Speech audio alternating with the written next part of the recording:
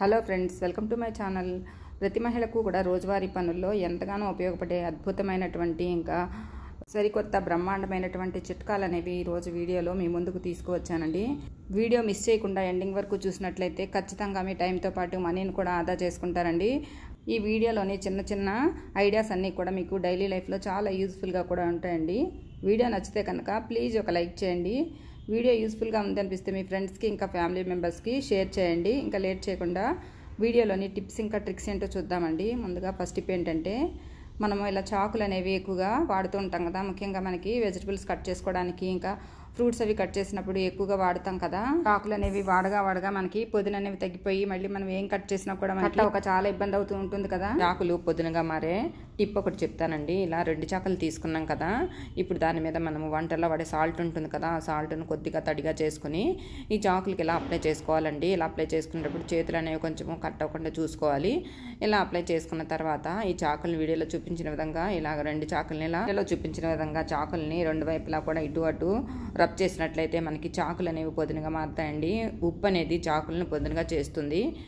తర్వాత మనకి చాకులు అనేవి మళ్ళీ ఎప్పట్లానే కూరగాయలు ఫ్రూట్స్ అవి కట్ చేసుకోవడానికి పదునుగా తయారవుతాయండి. మనము బయటికి వెళ్ళి పొదును పెట్టించుకోకుండా ఇలా మనీని కూడా ఆదా చేసుకోవచ్చండి. టిప్ నచ్చితే ట్రై చేయండి. ఇంకా నెక్స్ట్ టిప్ ఏంటంటే, ఇలాంటి రీఫిల్ ప్యాక్స్ అనేవి మనకి అయితే చాలా వస్తూ ఉన్నాయి కదా. ఇలాంటివన్నీ అందరిళ్లలో చాలా ఉంటూ ఉంటాయి కదా. ఇవన్నీ వేస్ట్ అయినాక పారేస్తాము. ముఖ్యంగా మనకి ఇలా హ్యాండ్ వాష్కి కానీ లేదంటే డిష్ వాష్ లిక్విడ్స్ కానీ లేదంటే ఇలా బట్టలు ఉతుక్కోవడానికి ఉపయోగించే వాషింగ్ లిక్విడ్స్కి వస్తూ ఉంటాయి కదా. ఈ ప్యాకెట్స్ అన్నీ వేస్ట్ అయినప్పుడు పడేసే బదులు ఇలా ట్రై చేసి చూడండి. ఇలా ఒక ప్యాకెట్ని తీసుకున్నాను. ప్యాకెట్కి ఉండే పై భాగం ఉంటుంది కదా, మూత భాగం కట్ చేసి తీసేయాలండి. తర్వాత ఇలా వీడియోలో చూపించిన విధంగా కటింగ్ కోసం ఒక స్కేల్ని తీసుకుని ఇలా వీడియోలో చూపించిన విధంగా ఇలాగా త్రిభుజాకారంలో మార్క్ చేసుకోవాలి. తర్వాత మార్క్ చేసిన భాగాన్ని ఇలా కట్ చేయాలండి. ఇలా మార్క్ చేసుకోకపోయినా కూడా మనము ప్యాకెట్ మీద ఇలా కటింగ్ని గుర్తుగా పెట్టుకుని కట్ చేసుకోవచ్చు. నేను మీకు చూపించడానికి వీలుగా ఉండేలాగా స్కేల్ని ఉపయోగించి కట్ చేస్తున్నానండి. ఇలా కట్ చేసిన తర్వాత మనకి ఇలా స్క్వేర్ షేప్లో వస్తుంది కదా. దీనికి ఇలాగా మనకి ముందు భాగంలో ఇలా వెనక్కి మడుచుకోవాలండి. ఇలా వెనక్కి మడుచుకున్న తర్వాత ఇప్పుడు ఈ భాగాన్ని అంతటినీ కూడా ఇలా కట్ చేసుకోవాలి. ఇలా కట్ చేసుకున్నట్లయితే మనకి వెనక భాగం అనేది ఇప్పుడు ఇలా త్రిభుజాకారంలో ఉంటుందండి. ఇలా దానికి మనం పై భాగంలో ఒక చిన్న హోల్ అనేది పెట్టుకోవాలి. తర్వాత అంచులు అనేవి గుచ్చుకోకుండా ఉండడానికి 2 వైపులా కూడా నీట్గా ఇలాగా కట్ చేసుకోవాలండి. కొంచెం షార్ప్గా ఉన్నట్లయితే మనకి చేతులు గుచ్చుకుంటాయి కదా. ఇలా నీట్గా కట్ చేసుకోవాలి. తర్వాత ఇప్పుడు ఇది మనకు ఒక మినీ సైజ్ బ్యాగ్ లాగా తయారవుతుందండి. ఇప్పుడు ఇది ఎందుకు ఉపయోగిస్తామో చెప్తానండి. మనకి వాష్ బేసిన్ పక్కన మనము బ్రష్లు అవి పెట్టుకునే ప్లేస్ ఉంటుంది కదా, ఆ ప్లేస్లో ఈ బ్యాగ్ను కనుక మనం తగిలించుకున్నాం అనుకోండి, మనం వాష్ బేసిన్ క్లీన్ చేయడానికి ఉపయోగించే బ్రష్లు ఉంటాయి కదా, ఆ బ్రష్లన్నీ కూడా ఇందులో వేసుకోవచ్చు. టూత్ పేస్ట్లు అలాంటివన్నీ కూడా పెట్టుకోవచ్చు. ఈ బ్యాగ్ అనేది స్ట్రాంగ్గా ఉంటుంది కాబట్టి చిరిగిపోకుండా కూడా ఉంటుంది. ఇలాంటి రీఫిల్ ప్యాక్స్ అనేవి మనము నెల ఎక్కువగా కొంటూనే ఉంటాము. మళ్ళీ వస్తూనే ఉంటాయి కదా. ఖాళీ అయిపోయిన తర్వాత ఇది పడేసి మళ్ళీ వేరేది కూడా ఇలాగే వాడుకోవచ్చు. తర్వాత ఇదే బ్యాగ్ని మనము వేరే రకంగా కూడా ఉపయోగించుకోవచ్చు అండి. అది ఎలాగంటే, ఈ బ్యాగ్ని మనము బాత్రూంలో మేకిలా తగిలించుకున్నాం అనుకోండి, బాత్రూంలో మనకు ఉంటాయి కదా చిన్న షాంపూలు, తర్వాత ఏవైనా చిన్న క్లిప్స్ అలాంటివన్నీ కూడా మనము తలస్నానానికి ముందు తీసి అక్కడెక్కడ పెట్టేస్తూ ఉంటాం కదా, అలాంటివన్నీ కూడా ఇందులో వేసుకోవచ్చు. తర్వాత చిన్నగా మనకి వాష్ బేసిన్ కడిగే బ్రష్లు కానీ లేదంటే మన పాదాలు రుద్దుకునే చిన్న బ్రష్లు ఉంటాయి కదా, అలాంటి బ్రష్లన్నీ కూడా ఇలా మనము ఈ బ్యాగ్లో పెట్టుకోవచ్చండి. ఇలా మనము ఇన్ని రకాలుగా కూడా ఈ బ్యాగ్స్ అనేవి వాడుకోవచ్చు. టిప్ కూడా అందరికీ యూజ్ అవుతుంది అనుకుంటున్నానండి. ఇంకా నెక్స్ట్ టిప్ ఏంటంటే, మనము కుక్కర్ గ్యాస్కెట్లు అనేవి ఇలా వాడగా కొంతకాలానికి లూజ్ అయిపోతూ ఉంటాయి కదా. కుక్కర్ నుండి గాలి ఇంకా నీరు అనేది బయటకు వచ్చేస్తూ ఉంటుంది కదా. అలా బయటకు వచ్చేసినప్పుడు మళ్ళీ మనం అవి పనికి రావని పడేస్తాం కదా. అలా పడేయకుండా ఈసారి ఇలా ట్రై చేసి చూడండి. ఎంత పాత గ్యాస్కెట్లు అయినా సరే మళ్ళీ మీరు తిరిగి వాడుకోవడానికి వీలుగా ఉండేలాగా రెడీ చేసుకోవచ్చండి. ఏం లేదండి, మనము వంటల్లో వాడే ఆయిల్ ఉంటుంది కదా, లేదంటే కొబ్బరి నూనె ఉంటుంది కదా, ఆ కొబ్బరి నూనె అయినా తీసుకోవచ్చండి.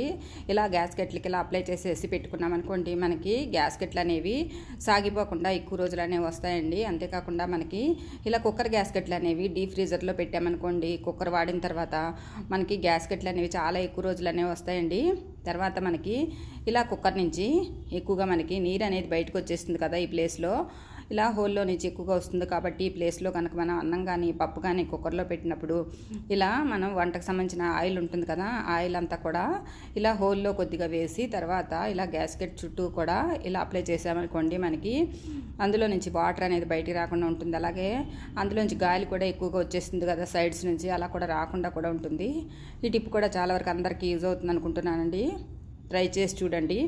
ఇంకా నెక్స్ట్ టిప్ అండి, ఇలా ఒక కర్చీఫ్ని తీసుకున్నాను, దాంట్లో ఇలా బిర్యానీ ఆకును ఒక దాన్ని తుంచేసి వేసుకుంటున్నానండి. తర్వాత ఒక 4-5 లవంగాలు కూడా తీసుకున్నాను. తర్వాత మనకి పచ్చకర్పూరం దొరుకుతుంది కదండి, దానిని ఇలా కొద్దిగా తీసుకునేలాగా మొత్తం అంతా ఇలా నలిపి వేసుకోవాలండి. వేసుకున్న తర్వాత ఇదంతా ఇప్పుడు ఒక చిన్న మూటలాగా కట్టుకోవాలి. ఇప్పుడు దీన్ని మనము హాల్లో ఒక కిటికీకి కనుక ఇలా మనం తగిలించుకున్నాం అనుకోండి, మనకి అందులో నుంచి ఒక మంచి సువాసన అనేది వస్తూ ఉంటుందండి. పచ్చకర్పూరం ఎంత మంచి సువాసన అనేది వస్తుందో మన అందరికీ తెలిసిందే కదా. ఇలా మనకి హాల్లో కనుక కిటికీకి కానీ లేదంటే ఎక్కడైనా మనము ఏదైనా అలమరలో కానీ పెట్టుకున్నాం అనుకోండి, మంచి సువాసన వెదజల్లుతూ ఉంటుంది. అంతేకాకుండా బెడ్రూమ్లో కూడా ఇలా మనం ఒకదాన్ని తయారు చేసి పెట్టుకున్నట్లయితే మనకి బెడ్రూమ్ అంతా మంచి సువాసన అనేది వెదజల్లుతూ ఉంటుంది. అంతేకాకుండా ఇలాంటి మూటను ఒకదాని కారు ఉంటే కారులో కూడా పెట్టుకోవచ్చండి, యూజ్ అవుతుంది అనిపిస్తే ట్రై చేయండి. ఇంకా నెక్స్ట్ టిప్ ఏంటంటే, మనం ఇలా మిక్సీ జార్లో పప్పు రుబ్బుతూ ఉంటాం కదా, అది దోశల పిండికి కానీ లేదంటే ఇడ్లీ పిండికి కానీ ఎక్కువగా మనం తొందరగా అయిపోవడానికి వీలుగా ఉండేలాగా మిక్సీలో వేసేసుకుంటాం కదా. అలా వేసుకున్నప్పుడు మిక్సీ జార్లో వేసుకున్నటువంటి పిండి అనేది ఎక్కువగా ఒదుగవకుండా ఉంటుంది కదా. అంతేకాకుండా మనకి కొద్దిగా జారుగా కూడా ఉంటుంది, ఇడ్లీలు కూడా గట్టిగా వస్తూ ఉంటాయి. అలా కాకుండా దోశల పిండి కానీ ఇడ్లీ పిండి కానీ బాగా పొంగాలన్నా ఇలా ట్రై చేయండి. మనము ఐస్ క్యూబ్స్ అనేవి డీప్ ఫ్రీజర్లో పెట్టుకుంటూ ఉంటాం కదా, ఈ ఐస్ క్యూబ్స్ అనేవి ఒక 4-5 తీసుకుని ఇలా మనం పప్పు రుబ్బుకునేటటువంటి మిక్సీ జార్లో వేసామనుకోండి, దాంతో కనుక మనం మిక్సీ వేసుకున్నట్లయితే మనకి పిండి అనేది మనకి స్మూత్గా వస్తుందండి. అంతేకాకుండా బాగా పులుస్తుంది, జారుగా లేకుండా ఉంటుంది. అలాగే మనకి కూలింగ్ వాటర్ ఉంటాయి కదా, ఆ కూలింగ్ వాటర్ కూడా వాడుకోవచ్చండి ఇలా పిండి రుబ్బుకోవడానికి వీలుగా ఉండేలాగా. సమ్మర్లో మనకి ఎక్కువగా పిండి కూడా పులిసిపోయి మనము పిండి రుబ్బినాక గిన్నె మీద ప్లేట్ వేస్తాం కదండి, ఆ ప్లేట్లో నుంచి కూడా పిండి అనేది బయటికి పడిపోతుంది కదా. అలా కాకుండా ఇలా ఐస్ క్యూబ్స్ వేసి రుబ్బుకున్నట్లయితే మనకి పిండి అనేది బయటికి పొంగిపోకుండా ఎక్కువగా పులిసిపోకుండా ఉంటుందండి. టిప్ యూజ్ అవుతుంది అనుకుంటే ట్రై చేయండి. ఇంకా నెక్స్ట్ టిప్ అండి, ఇదే లాస్ట్ టిప్ అండి. మనకి తమలపాకులు చాలా తక్కువ రేటుకు దొరుకుతూ ఉంటాయి కదా, ఈ తమలపాకులను ఉపయోగించి మనకి అప్పటికప్పుడు ఇన్స్టెంట్గా ఎటువంటి కెమికల్స్ లేకుండా ఇలా మనము మెహందీని తయారు చేసుకోవచ్చండి. బెల్లం గోరింటాకు అలాంటివన్నీ తయారు చేసుకున్నప్పుడు మనము స్టవ్ వెలిగించుకుని తయారు చేసుకుంటాం కదా, ఈ పద్ధతిలో మనం స్టవ్ కూడా వెలిగించుకోవాల్సిన అవసరం లేదండి. ఇలా ఒక మిక్సీ జార్ తీసుకుని దాంట్లో 10 రూపాయల వరకు తమలపాకులు తీసుకుని, అంటే ఒక 10-12 తమలపాకులు వస్తాయి కదండి, అవన్నీ కూడా శుభ్రంగా కడిగిన తర్వాత ఇలా మిక్సీ జార్లో ఇలా తుంపి వేసుకోవాలి. తర్వాత అందులోనే మనకి కిళ్ళీల్లో వాడే సున్నం ఉంటుంది కదండి, అదే పాన్లో వాడతాం కదా, ఆ సున్నం దొరుకుతుంది కదా, ఆ సున్నాన్ని తీసుకోవాలి. ఒక చిన్న స్పూన్ తీసుకుని దాంతో ఒక 2 స్పూన్లు వేసుకున్నాను ఈ సున్నము. తర్వాత అందులోనే మనకి పసుపు ఉంటుంది కదా, ఆ పసుపు కూడా ఒక 1/2 టేబుల్ స్పూన్ వరకు వేసుకోవాలి. తర్వాత ఇదంతా కూడా కొద్దిగా వాటర్ వేసుకుని మిక్సీ పట్టుకోవాలండి. ఇలా మిక్సీ పట్టుకున్న తర్వాత ఇదంతా కూడా మనము ఇలా టీ స్ట్రైనర్ సహాయంతో మొత్తం అంతా వడకట్టుకోవాలండి. ఇలా వడకట్టుకున్నట్లయితే మనకి ఇదిగోండి ఇలా తయారవుతుంది.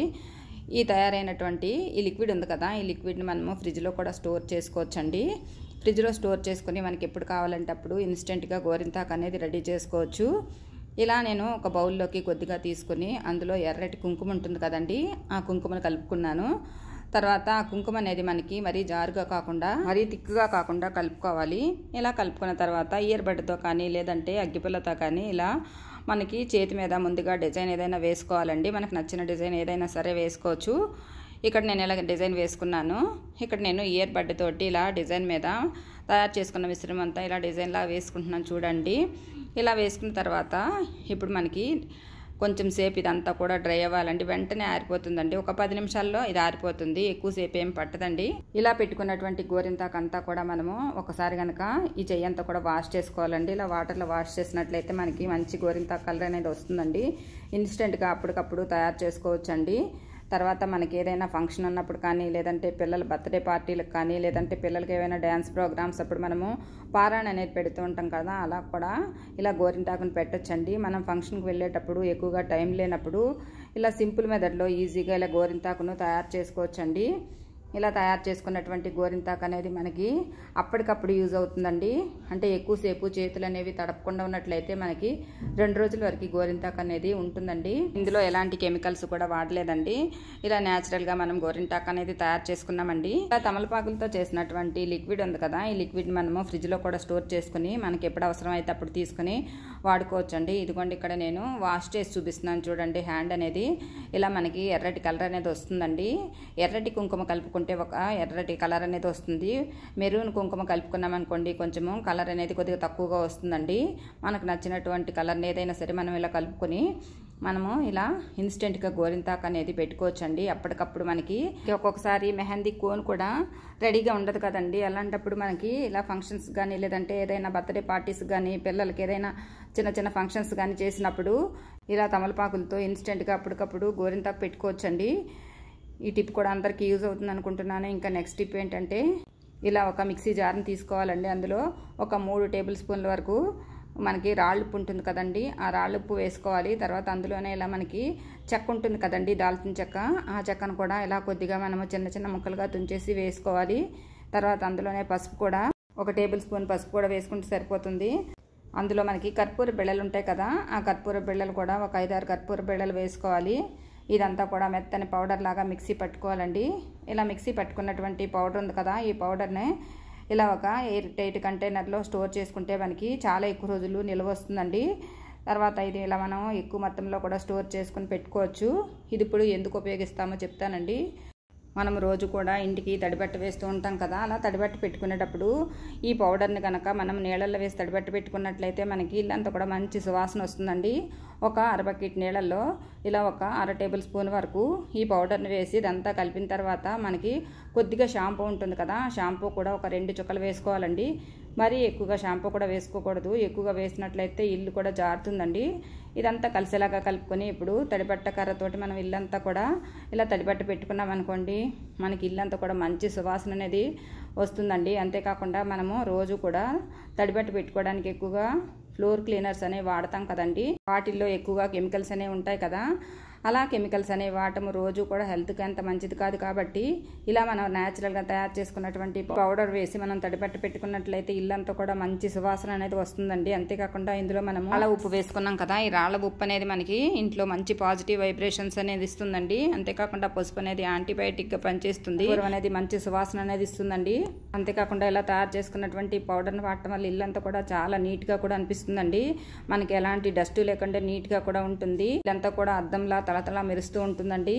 ఇలా తయారు చేసుకున్నటువంటి పౌడర్ ఉంది కదండి, ఈ పౌడర్ని మనం ఎక్కువ మొత్తంలో తయారు చేసుకుని మనము స్టోర్ చేసుకోవచ్చండి. ఇంతేనండి ఇవాళ video. Thank you for watching this video. Thank you.